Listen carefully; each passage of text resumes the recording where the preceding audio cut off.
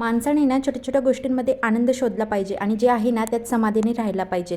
तर मी असं काय म्हणते पुढे सांगते. त्या अगोदर मस्त फ्रेश झाली आणि ॲलोवेरा जेल वगैरे लावून घेतला, लिप बाम लावून घेतला आणि रेडी झाल्यानंतर छान देवपूजा करून घेतली. वेळ होता संध्याकाळचा म्हणून म्हटलं चला पटक्यात आवरायला घेतलं आणि त्यातच मिस्टर आले. मिस्टरांनी माझ्यासाठी भेळ आणली आणि ती पण अचानक आणि गार्गीसाठी पाणीपुरी आणली.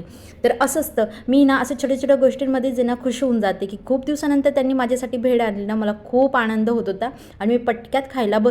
पटपट सगळं संपवलं आणि त्यानंतर स्वयंपाकाला लागले. आज मिस्टरांना वांग्याची भाजी खायची होती म्हणून वांगे छान चिरून घेतले. कढईमध्ये तेल घातलं, जिरं घातलं आणि वांगे छान परतून घेतले. वांगे होता तोपर्यंत इकडे वाटण बनवून घेतलं. वाटणमध्ये शेंगदाणे, लसूण, जिरं आणि बेसिक जे आपले चटणी, हळद अशा गोष्टी घालून छान वाटण करून घेतलं.